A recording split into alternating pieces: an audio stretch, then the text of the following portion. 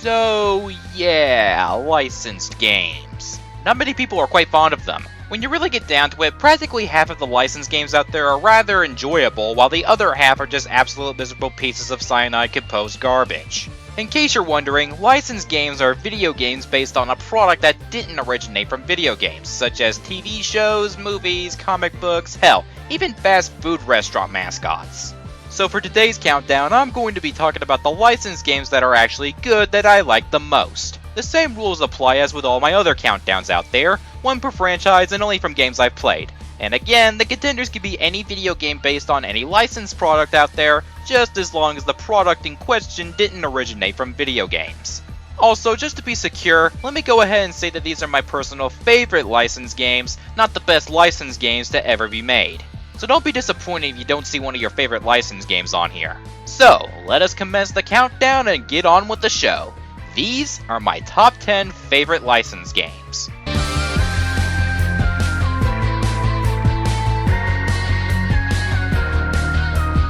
Let me tell you, back when Shrek was newly introduced, he was the bomb until the internet decided to ruin his reputation with one of the most annoying and abysmal memes ever created. The first two movies in particular are great bundles of fun, and my favorite among the Shrek movies, as cliched as it may be, is the second movie. The Shrek video games are really enjoyable as well. They had a party game that probably would have made my top 10 party games if I ever decided to make a countdown based on that topic, a decent fighting game, and my personal favorite of the bunch, and the game that's going to kickstart this list into motion, the Shrek game based on the second movie. I suppose it's no surprise that my personal favorite Shrek game is the video game version of my personal favorite movie in the Shrek franchise, but that's not the main reason why I like it. Long story short, Shrek 2 is a retelling of the plot of the movie. Shrek and Fiona get a message from Fiona's parents that since she's married, they would like to see her husband, IRL, in the kingdom of far, far away. What follows is an action-adventure as Shrek, Fiona, Donkey, and friends travel to point A to point B in completing objectives. The player takes control of 4 characters in the game, all of which have different distinctive abilities that can aid the player on their journey to fight off enemies and to get to their desired location. It feels incredibly satisfying to play as Shrek characters and to beat the ever-loving snot out of anybody that gets in your way. You also engage in a part of the game called Hero Time, which are usually at the end of each level. This event will give one character a challenge to complete, which really does put that character in question's abilities to the works. There are also objectives that are mostly optional, but it's always fun to go back and try and complete the objectives for the fun factor if you haven't already beaten them. There isn't that much else to say about this game, honestly. It's just a fun Shrek game being, well, a fun Shrek game. Plus, I just felt that the other games that will be on this list were just better games overall and had much more fun factor. Oh, and as a heads up, if any of you even dare, just dare leave a Shrek is Love, Shrek is Life comment in the comments section, I will be pretty upset that you all are still referencing that.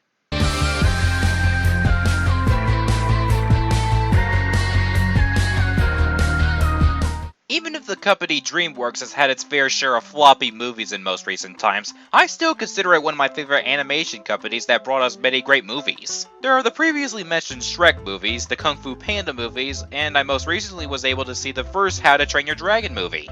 My personal favorites from this company more than likely have to be the Madagascar movies. I can't imagine why. Even though the sequels are much better than the first movie, I've only played the video game based on the very first movie. The Madagascar video game retells the story from the movie itself, as you play as the main characters Marty the Zebra, Alex the Lion, Gloria the Hippo, and Melman the Giraffe. Like with Shrek 2, Madagascar's characters have abilities that stick out from the other characters. For example, Alex has his signature lion roar and he's the only character that can double jump. Marty uses his feet because, you know, even though he's a zebra, he's similar to that of a horse. Melman goes into a helicopter spin with his feet, and Gloria rolls into a ball sorta kinda Sonic style, and, yeah, that too. The gameplay is really fun and leaves you wanting much more. And it actually does, since the characters can get new abilities for pretty much almost every new chapter in the game. The environments are also really nice to look at. Even if they're mostly jungle levels, it makes you feel like you're living in a level from that of a Donkey Kong game. The Madagascar game even has 3 minigames which are addictively pleasant as well. If you get tired of reliving the story of Madagascar, then you can sit back, relax, and play some mini-golf, shovelboard, or play a small dancing game. It actually kind of surprises me how great this game actually turned out to be. Even when I was a kid, I thought this game wasn't going to work for some silly reason. Glad that it still holds up even for today. And now to get my hands on them sequels.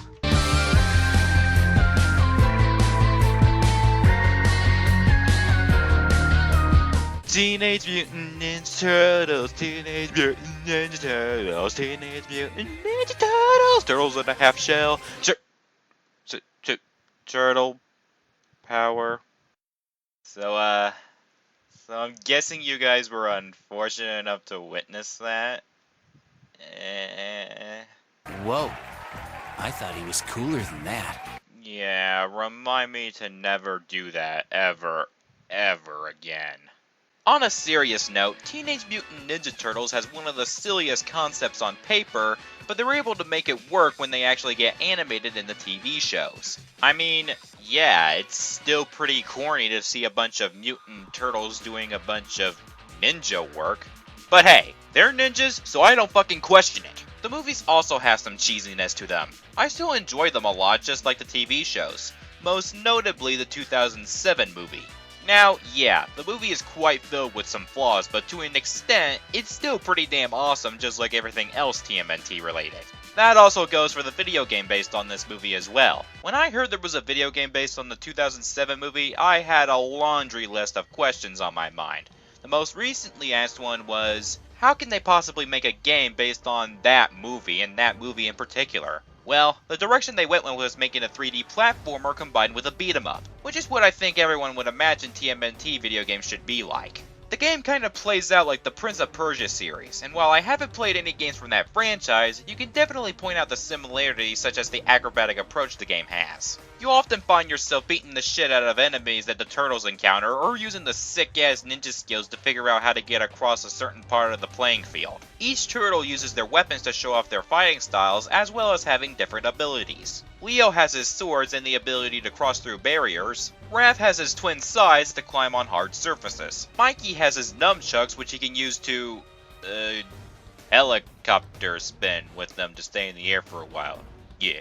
And my main man Donnie has his long stick thingy, which he can use to launch himself to another platform if he's too far away from it and he can't climb on walls. In a way, these can be used strategically to figure out how to get from point A to point B. It's a nice touch of wanting to be everything that stands in your way, and using your brain by using the turtles' different abilities to get across a part of the playing field. But if anything, it's just the turtles being turtles kicking ass. I don't think I ever got tired of playing as Leo, Mikey, Raph, and my main man Donnie, as I got to wipe the floor with several enemies as my favorite pair of turtles. However, if there's anything that sticks out in a negative way in this game, well, it's this. You see, at a certain point of the game, you'll always start a new chapter playing as Leonardo. The other turtles, though, don't show up on the screen just yet. That's because there's this bar in the top right corner that shows how much every other turtle have their respect for Leo. If you're able to fill up that bar, then another one of the turtles will join you and you can play as them. This goes on until Raphael is impressed enough to join you. However, if you start screwing up, get your ass kicked several times by the enemies, and having a bunch of family bond failures, the most recent turtle will actually end up abandoning you until you're able to impress them again. Yeah, that not only feels dickish even for their standards, you know, considering that they're, brothers? But this could possibly kill you at the worst possible time if you're not careful. Also, there are some points in the game where Splinter will cut you off and literally stop the game in order to say something important. Other than that though, it's still a crapload of fun playing as the turtles and kicking a bunch of ass.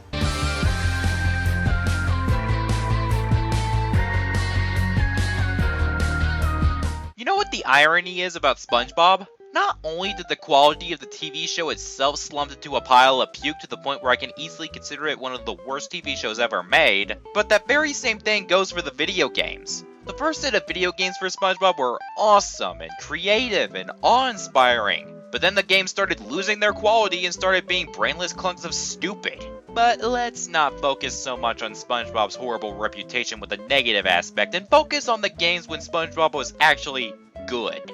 Like I said, the older games were really damn awesome. Even when I look back on them, they really kinda take me by surprise that the developers put a lot of passion and hard work into these games. Now, practically all of the earlier SpongeBob games get a definite honorable mention because, really, it's hard for me not to love them. But the SpongeBob game that takes this spot is none other than the game that pretty much every countdown maker loves to death, Battle for Bikini Bottom. Yeah, I know, it's a pretty cliche choice, but I myself couldn't resist talking about this game either. The story of Battle for Bikini Bottom revolves around Plankton creating a bunch of robots so that he could take over Bikini Bottom.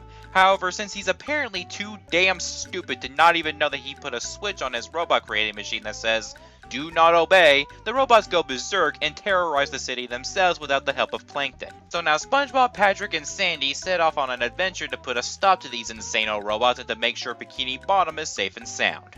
The game plays out like a collectathon of the sorts. You know, games like Banjo-Kazooie and Donkey Kong 64 where you can pretty much explore these epic worlds where along the way you could try and collect as many of these things that look valuable and important to you with no hassle? That's pretty much what this game is like. You see, your main source of currency you have to collect are these golden spatulas that you can get when you complete numerous types of missions and objectives. If you want to explore more worlds, you have to get as many of these golden spatulas as you can. This works rather nicely, much like Banjo-Kazooie and Donkey Kong 64, because in a way, it gives you more motivation to try and get more golden spatulas and to look at many of the new awesome worlds that Battle for Bikini Bottom has. Another shining moment for this game is the boss battles. Battle for Bikini Bottom has some of the best selection of bosses that you'll ever see in a game. The robot versions of the playable characters more specifically are the best in the game. Trust me when I say that you'll have a lot of fun with the bosses that Battle for Bikini Bottom has. I really tried to find a SpongeBob game that was better than Battle for Bikini Bottom, and to be honest, the video game version of the SpongeBob SquarePants movie came really close, but in the end, Battle for Bikini Bottom has more fun and enjoyability. Until the day comes where there's a better SpongeBob game than Battle for Bikini Bottom, this game will most certainly be the best SpongeBob video game.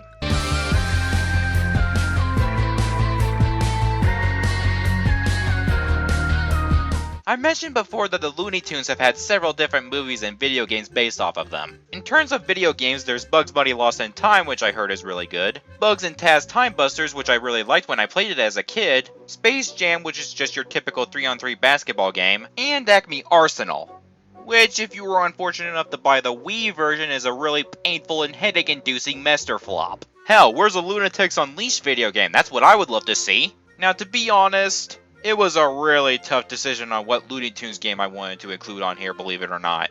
Don't get me wrong, it was hard to pick out the first few choices on here in general, but for a Looney Tunes game specifically, that was a doozy. It came down to either the video game version of Looney Tunes Back in Action, or this underrated gem called Duck Dodgers for the N64. I mean, both of these games gave me a hard time on just deciding which one is superior over the other. But after some careful consideration and analyzation, the Looney Tunes game that made the cut was the Duck Dodgers game. Sorry, Looney Tunes Back in Action. Looks like I'll have to talk about you another time. Duck Dodgers is based on the Looney Tunes short where Daffy Duck is a superhero by the name of, well, Duck Dodgers, of course. Only this time around, instead of claiming Planet X for Earth, Duck Dodgers has to stop Marvin the Martian from destroying Mother Earth. In order to do that, Duck Dodgers has to go to different planets to collect all 100 energy atoms before Marvin the Martian does. It's entirely optional to get all the 100 atoms, since you can just play through this platform by beating the bosses this game has and go on to the next planet and just collect a few atoms with no hassle whatsoever. But in order to get the true ending to this game, collecting all 100 atoms gives you that stretch and motivation to try and collect them all in order to truly beat the game. So that's pretty much what this game is, playing as Daffy Duck as Duck Dodgers and exploring the planets you visit, beat the boss on that said planet and head on to the next planet, rinse, lather, and repeat. One of the main factors that sealed the deal as to why I chose this game over the Back in Action video game is that, unlike Back in Action, Duck Dodgers has a life system which kinda makes me feel like I need to be more careful and not to make any silly mistakes. Otherwise, it'll be game over.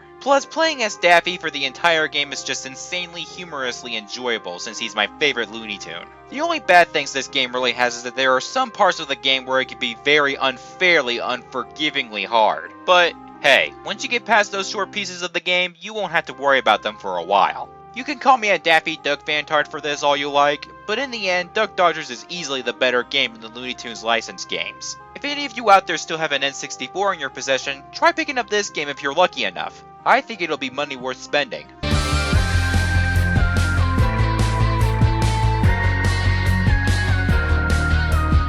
Who's my favorite superhero? That would have to be Spider-Man. Besides, I never really watched that many comic book superhero movies or shows that much to begin with. Spider-Man, on the other hand, caught my attention. I don't know whether it's the costume or his web-slinging abilities, his character, I'm not so sure. So as you can imagine, I not only love the Spider-Man video games that came out, I really enjoy the Spider-Man movies as well. And while I personally still preferred the Amazing Spider-Man over the Sam Raimi movies, there's still tons of enjoyment despite how goofy they ended up being. The second Sam Raimi movie is easily what many people consider to be not only the best of those three movies, but one of the best sequels ever made and easily one of the best movies ever made in general. And I can easily see why many people think that. Oddly enough, the video game version of the second movie is my personal favorite Spider-Man video game. In Spider-Man 2, which takes place 2 years after the events of the first game as well as the first movie, Peter Parker, aka Spider-Man, is trying to balance his everyday life with his superhero life. This ultimately causes him to be late for his college classes, his jobs, and spending time with his friends. So throughout the game you just basically go around stopping criminals, and on a few occasions, doing missions. Some are just optional to enjoy playing as Spider-Man and using his web-slinging abilities, although some of them are essential to continue moving the game forward. So as you could tell, it's a sandbox game, which is one of my personal favorite genres of video games. You can do whatever the hell you want and have fun just exploring the city, and you can do missions whenever you feel like saving someone's life and kicking some bad guy ass. This I easily thought was a big time step up from the previous game, which was a platformer and didn't have much replay value. In Spider-Man 2, there's so much replay value that it's hard to keep track of. The endless barrage of missions and the interesting story keep me invested and it never feels like there's a dull moment in there. But yet again, this is Spider-Man we're talking about here, so I don't think getting dull is ever going to be a problem for me.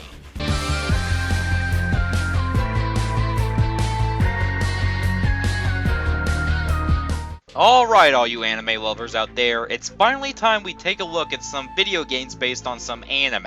Now while I don't love this anime as much as I used to way back then, I still have my fair share of fond memories when it comes to Naruto. In fact, out of all the other anime I've watched out there, it would probably be somewhere in the top 20. Gosh, I really need to watch much more anime. Anyways, Naruto's had a pretty rocky relationship when it comes to some of their video games. Some of them were epic ninja loving fun, while others were abominable terrible pieces of shit. And oddly enough, I've actually already talked about this Naruto game before. Enter Naruto Shippuden Ultimate Ninja Storm 3, that actually made it into my top 10 games I played way back in 2013. I pretty much covered the basics and positives about this game before, but what the hell, I might as well relive it and talk about them again. Ultimate Ninja Storm 3 takes place after the events of the second game, or if you only watch the anime, the part where Pain wreaked havoc on the Hidden Leaf Village but was brought down by our titled protagonist. Now jump ahead this point on and the Kages are discussing how to bring down the terrorist organization, the Akatsuki, who are some of the main antagonists of Naruto. But it's interrupted when... that fucking asshole Sasuke goes after the Hidden Leaf Village's current Kage, Danzo, who was the cause of the destruction of his clan many years ago. After that worthless human being goes on a rampage, he's picked up by Madara Uchiha, who demands the Kages to hand over Naruto and a rapping ninja by the name of Killer Bee, because they're tailed beasts and the Akatsuki's main goal is to capture people who have the power of tailed beasts. The Kages refuse, and Madara now declares war. Dun dun dun! That's basically the gist of it. But also in the game we get to see how the nine-tailed fox was sealed inside of Naruto, Naruto discovering how he can control the nine-tailed fox that's sealed inside of him and unlock its true power. It's all pretty interesting. Honestly, I'd actually prefer playing through the story of Naruto in the games than actually watching the anime, since the anime itself feels like it drags on for too long and it gets tiresome after a while. But the games actually skip all those boring drag-on parts. And much like Battle for Bikini Bottom, if you're a fan of boss battles, then I guarantee you that the bosses in Naruto Ultimate Ninja Storm 3 are some of the most epic bosses you'll ever come across in a video game. Bosses like the motherfucking nine-tailed fox, Madara, and the final boss will leave so much impact on your boss battle loving heart. It also helps that they made serious upgrades with the fighting controls in this game, like the substitution technique, so that it feels less stressful fighting than in the previous game. They even included the younger versions of some of the cast from the first Naruto installment. Man, if the roster for this game is that big, I can't even imagine how big the roster is going to be in Revolution and in the fourth game. Yowza!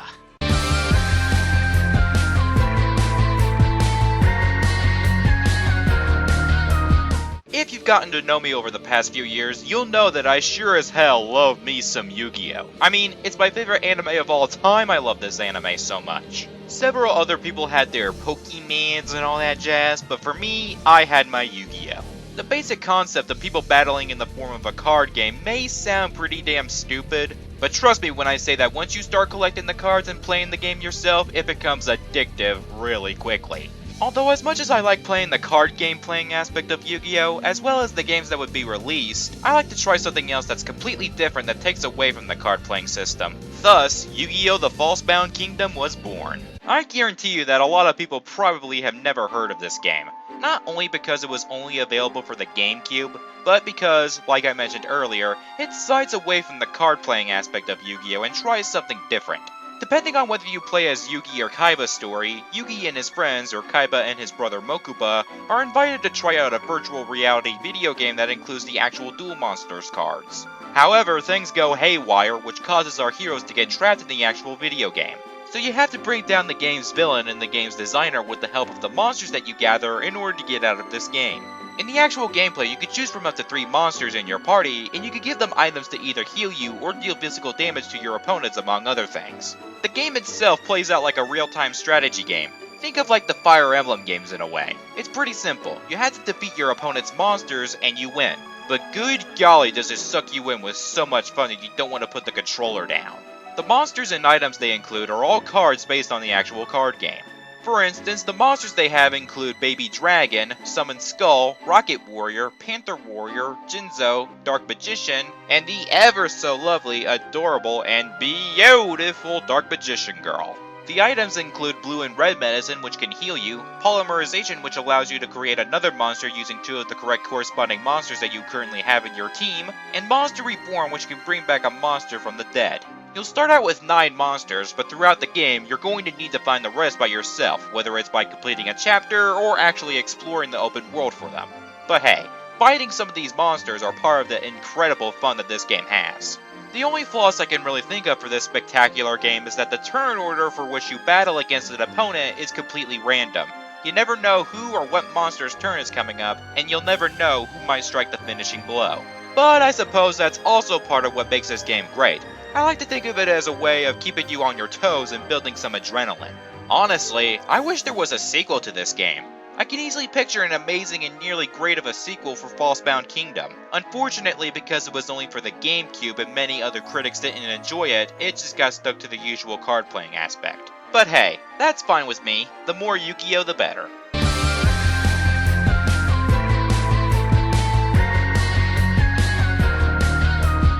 I'm not gonna lie, I'm not that much of a fan of adult cartoons, which is pretty ironic considering that most of the stuff I watch on TV is either animated TV shows or comedy sitcoms. But adult cartoons never really appealed to me that much.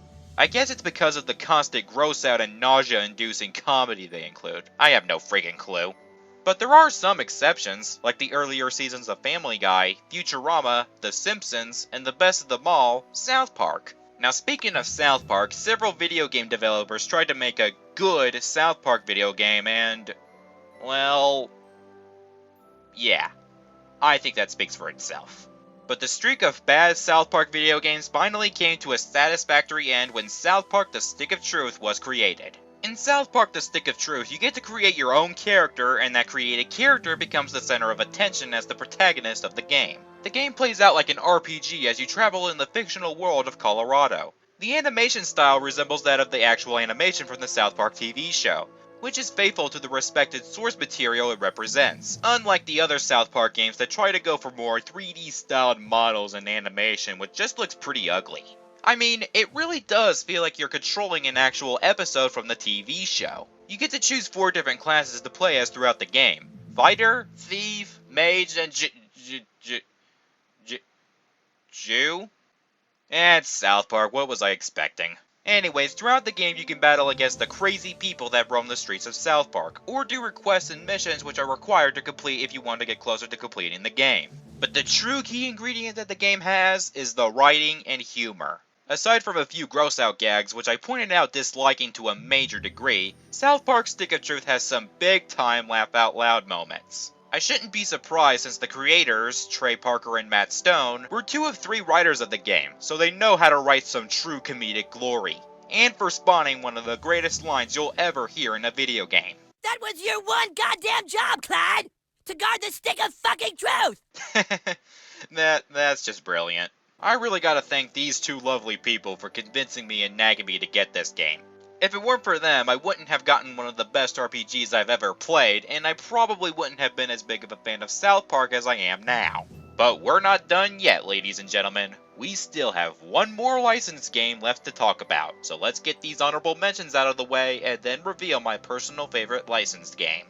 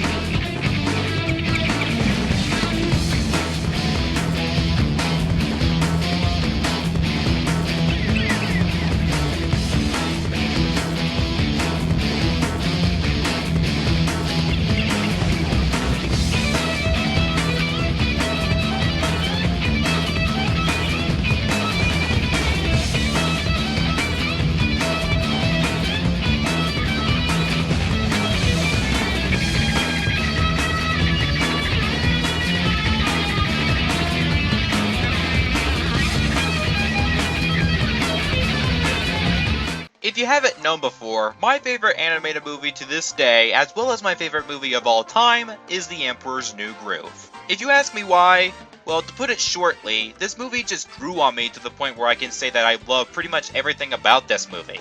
It's one of those movies in which I personally can't find anything bad about it. Don't get me wrong, it's not perfect. Hell, there's no such thing as a perfect anything. But I always found this movie to be absolutely spectacular. So with that in mind, did you know that they actually made a video game based on The Emperor's New Groove? If you say no, then that's understandable since it's another one of those rare gems I was able to spot. And it is glorious, baby! Yeah, what a surprise among surprises. My favorite licensed game is based on my favorite movie of all time. But damn it, I can't help it. Even for a PS1 game, this game based on The Emperor's New Groove is just really freaking awesome. The game starts out at the point where Pacha discovers a llama in one of his bags, who just so happens to be Cusco, a selfish, bratty emperor. He got turned into a llama because his former advisor, Yzma, was actually planning to poison him, but it turns out that that poison was really a potion that turned someone into a llama. So now you go on this 3D platformer adventure to turn this Emperor Llama back into a human. On your adventure, you travel through a village, a jungle, the mountains, the sea, numerous other fun, neat-looking places that kind of resemble the places in the actual movie. This game is only available for the PS1, and if you looked at several other PS1 video games, the graphics kind of look like this. But for a PS1 game, this actually looks pretty dang good, I must say. It's nothing spectacular given what video game console this is on, but for a PS1 game, this is pretty good for that console. The locations in this game are damn fun to explore and roam around as well. Even if some of the places in this game weren't in the actual film, they sure do look like they belong from the film. And if you're tired of playing as Cusco as a llama, don't worry, because some levels in the game will require Cusco to drink a potion that turns him into either a frog, a turtle, or a rabbit. You're required to drink these potions in order to access certain parts of the game and overall get to the end of a level. Some of you might be calling me a fanboy-loving jackass because the game is based on my favorite movie of all time that I loved ever since I was a little kid, and, well, to some extent you could be right. I mean, this is me we're dealing with. But I don't care either way. This game just felt like it's the best of the best in terms of licensed games. The Emperor's New Groove video game is not only what I consider to be my personal favorite licensed game, but I can easily consider it one of the best platformers that's ever in video games as a whole. Out of all the licensed games out there, I recommend this one the most. It's a fantastic game based on a fantastic movie. What more could you ever ask for? I'm the Hedgehog Ninja, and The Emperor's New Groove is my favorite licensed game. Like it or not. Booyah!